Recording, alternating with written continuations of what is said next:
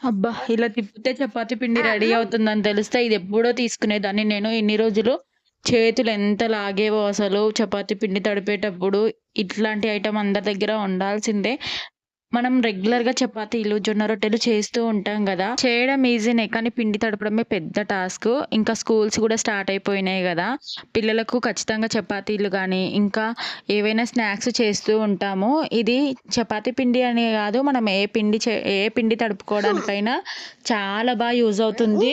Just ఒక 5, 10 మినిట్స్‌లోనే పిండి మొత్తం రెడీ అయిపోతుందనమాట ఇలాగా. దీనికి ఇలా మెజరింగ్ కప్స్ ప్రొవైడ్ చేశారు. 3 వచ్చేస్తున్నాయన్నమాట. ఒకటేమో పిండి వేసుకోవడానికి, ఇంకొకటేమో వాటర్‌కి, ఇంకో చిన్న కప్పు సాల్ట్ ఆర్ ఆయిల్ కూడా వేసుకోవడానికి. ఇందులో మనము ఎంత పిండి కావాలో అంత పిండి కప్స్‌తో కొలిచి వేసుకోవాలన్నమాట. ఈ కప్‌తో అయితే పిండి వేసుకొని, ఈ చిన్న కప్‌లో మనం కప్‌కి 1:1 లాగా వాటరయితే ఏసుకోవాలి.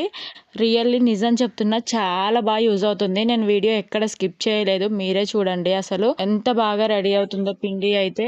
సాల్ట్, ఆయిల్ మనం పిండిలో ఏమేమేస్తామో అన్నీ వేసేసి ఇలా ఒక వైట్ క్యాప్ అయితే ప్రొవైడ్ చేస్తారు. ఈ క్యాప్ మనం క్లోజ్ చేసేసుకొని ఇది పెట్టేసుకుంటే సరిపోతుంది. ఇది పెట్టేసుకొని తిప్పుతూ ఉంటే చపాతీ పిండి అయితే రెడీ అయిపోతుంది.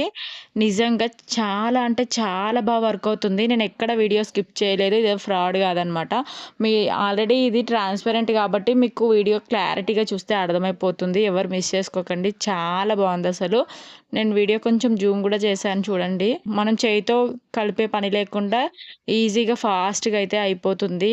టైం వేస్ట్ అవ్వదనమాట ఎక్కువ. ఇట్లాంటి ఐటెమ్ ఉంటే మనం ఫాస్ట్‌గా చపాతీలు గానీ, ఇంకా ఏదైనా చేయాలనిపిస్తుంది గదా! వెంటనే పేజ్‌ని ఫాలో చేసి లింక్ అని కామెంట్ చేస్తే లింక్ సెండ్ చేస్తా. లేదంటే రీల్ నాకు షేర్ చేసినా లింక్స్ వచ్చేస్తాయి.